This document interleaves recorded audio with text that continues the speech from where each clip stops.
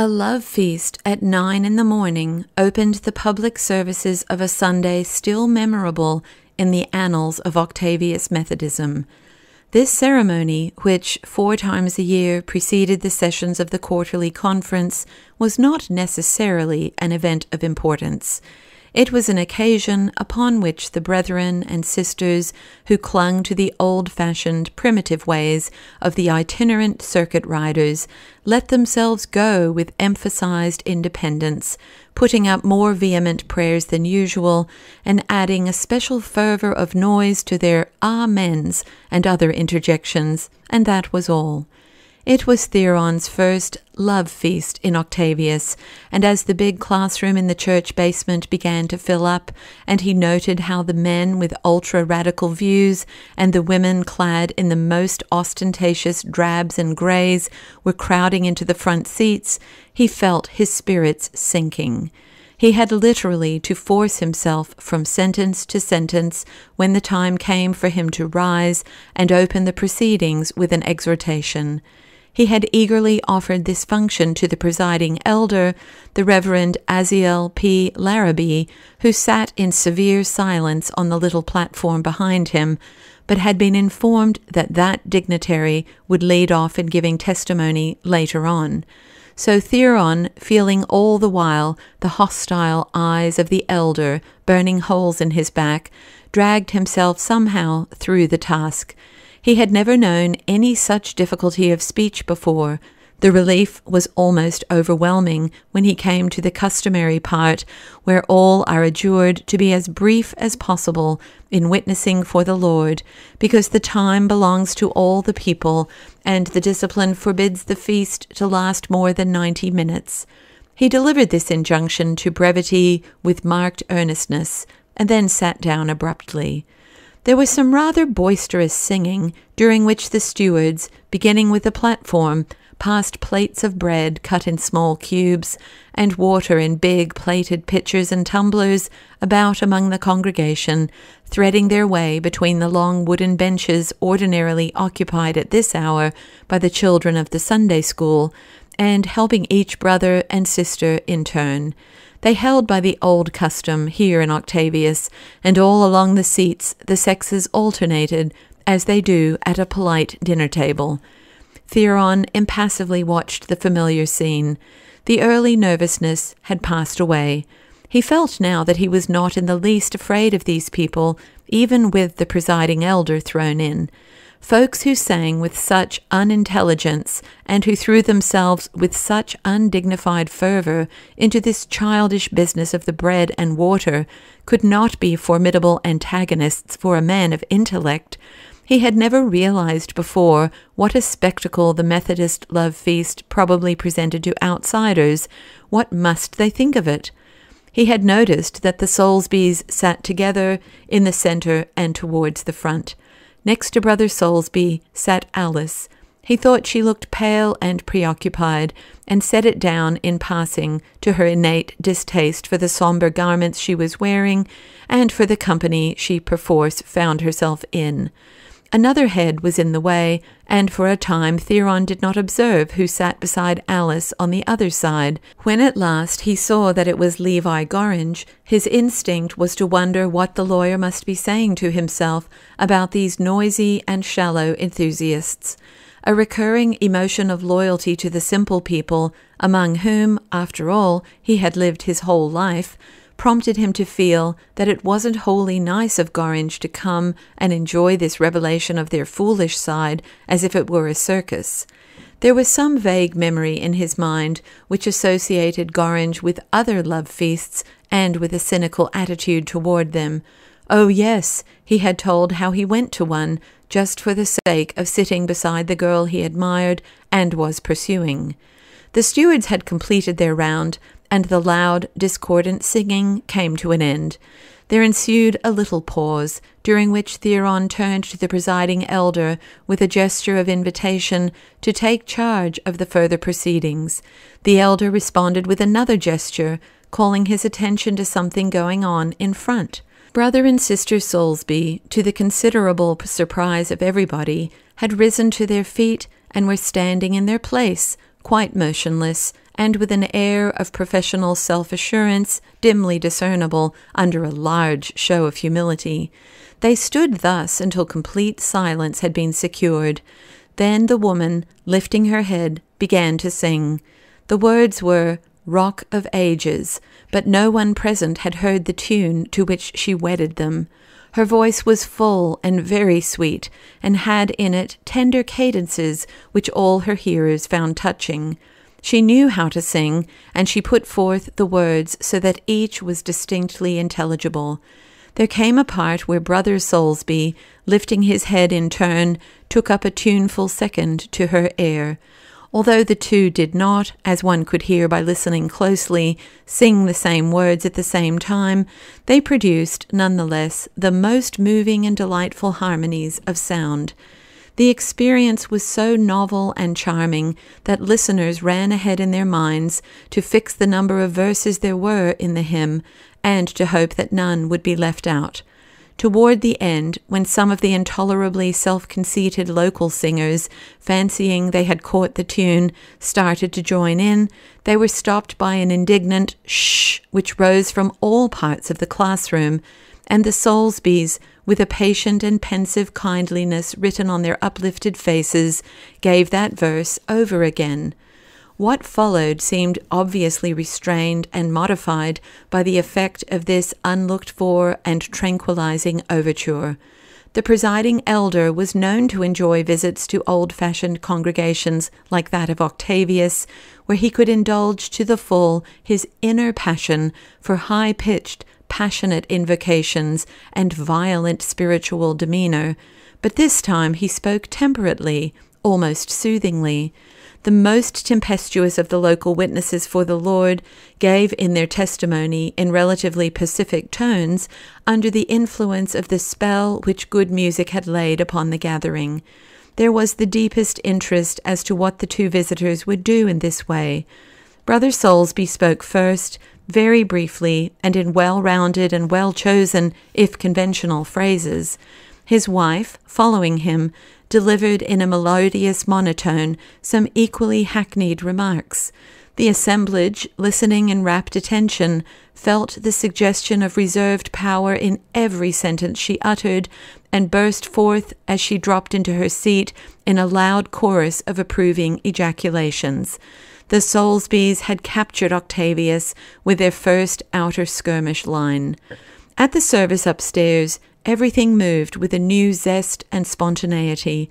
Theron had picked out for the occasion the best of those sermons which he had prepared entire at the time when he was justifying his ambition to be accounted a pulpit orator. It was orthodox enough, but had been planned as the framework for picturesque and emotional rhetoric rather than doctrinal edification. He had never dreamed of trying it on Octavius before, and only on the yesterday had quavered at his own daring in choosing it now. Nothing but the desire to show Sister Soulsby what was in him had held him to the selection. Something of this same desire no doubt swayed and steadied him now in the pulpit. The labored slowness of his beginning seemed to him to be due to nervous timidity, until suddenly, looking down into those big eyes of Sister Soulsby's, which were fixed gravely upon him from where she sat beside Alice in the minister's pew, he remembered that it was instead the studied deliberation which art had taught him. He went on, feeling more and more that the skill and histrionic power of his best days were returning to him, were as marked as ever, nay, had never triumphed before as they were triumphing now. The congregation watched and listened with open, steadfast eyes and parted lips.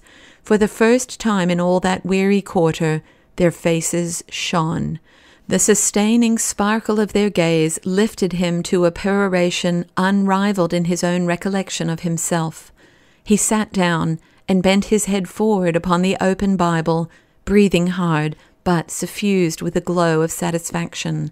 His ears caught the music of that sighing rustle through the audience which bespeaks a profound impression. He could scarcely keep the fingers of his hands, covering his bowed face in a devotional posture as they were, from drumming a jubilant tattoo. His pulses did this in every vein, throbbing with excited exultation. The insistent whim seized him, as he still bent thus before his people, to whisper to his own heart, "At last, the dogs!" The announcement that, in the evening, a series of revival meetings was to be inaugurated had been made at the love feast, and it was repeated now from the pulpit, with the added statement that for the once the class meetings usually following this morning's service would be suspended. Then Theron came down the steps, conscious after a fashion that the presiding elder had laid a propitiatory hand on his shoulder and spoken amiably about his effort, and that several groups of more or less important parishioners were waiting in the aisle and the vestibule to shake hands and tell him how much they had enjoyed the sermon. His mind perversely kept hold of the thought that all this came too late. He politely smiled his way along out, and overtaking the Soulsbys and his wife near the parsonage gate, went in with them. At the cold, picked-up noonday meal, which was the Sunday rule of the house, Theron rather expected that his guests would talk about the sermon, or at any rate about the events of the morning. A Sabbath chill seemed to have settled upon both their tongues. They ate almost in silence, and their sparse remarks touched upon topics far removed from church affairs. Alice, too, seemed strangely disinclined to conversation. The husband knew her face and its varying moods so well that he could see she was laboring under some very powerful and deep emotion. No doubt it was the sermon, the oratorical swing of which still tingled in his own blood, that had so affected her. If she had said so, it would have pleased him, but she said nothing. After dinner, Brother Soulsby disappeared in his bedroom, with the remark that he guessed he would lie down a while. Sister Soulsby put on her bonnet, and, explaining that she always prepared herself for an evening's work by a long solitary walk, quitted the house. Alice, after she had put the dinner things away, went upstairs and stayed there. Left to himself, Theron spent the afternoon in the easy-chair, and, in the intervals of confused introspection, read Recollections of My Youth again from cover to cover. He went through the remarkable experiences attending the opening of the revival, when evening came, as one in a dream. Long before the hour for the service arrived, the sexton came in to tell him that the church was already nearly full, and that it was going to be impossible to preserve any distinction in the matter of pews. When the party from the parsonage went over, after another cold and mostly silent meal, it was to find the interior of the church densely packed, and people being turned away from the doors. Theron was supposed to preside over what followed, and he did sit in the central chair in the pulpit between the presiding elder and Brother Soulsby, and on the several needful occasions did rise and perfunctorily make the formal remarks required of him. The elder preached a short but vigorously phrased sermon. The Soulsbys sang 3 or 4 times, on each occasion with familiar hymnal words set to novel concerted music, and then separately exhorted the assemblage. The husband's part seemed well done. If his speech lacked some of the fire of the divine girdings which older Methodists recalled, it still led straight and with kindling fervency up to a season of power. The wife took up the word as he sat down. She had risen from one of the side seats, and, speaking as she walked, she moved forward till she stood within the altar rail, immediately under the pulpit, and from this place, facing the listening throng, she delivered her harangue. Those who watched her words most intently got the least sense of meaning from them. The phrases were all familiar enough. Jesus, a very present help, sprinkled by the blood, comforted by the word, sanctified by the Spirit, born into the kingdom, and 100 others, but it was as in the case of her singing. The words were old, the music was new. What Sister Soulsby said did not matter. The way she said it, the splendid searching sweep of her great eyes, the vibrating roll of her voice, now full of tears, now scornful, now boldly, jubilantly triumphant, the sympathetic swaying of her willowy figure under the stress of her emotions, was all wonderful. When she had finished and stood, flushed and panting, beneath the shadow of the pulpit, she held up a hand deprecatingly as the resounding Amens and Bless the Lords began to well up around her. "You have heard us sing," she said, smiling to apologize for her shortness of breath. "Now we want to hear you sing." Her husband had risen as she spoke, and on the instant, with a far greater volume of voice than they had hitherto disclosed, the two began, "From Greenland's Icy Mountains," in the old familiar tune.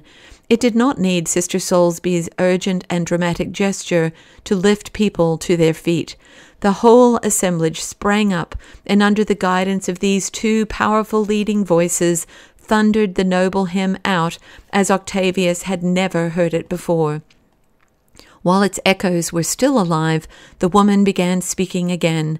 "Don't sit down," she cried. "You would stand up if the President of the United States was going by, even if he was only going fishing. How much more should you stand up in honor of living souls passing forward to find their Savior?" The psychological moment was upon them. Groans and cries arose, and a palpable ferment stirred the throng.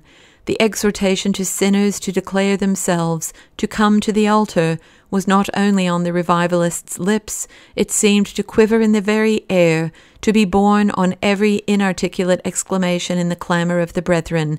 A young woman, with a dazed and startled look in her eyes, rose in the body of the church, tremblingly hesitated for a moment, and then, with bowed head and blushing cheeks, pressed her way out from the end of a crowded pew and down the aisle to the rail.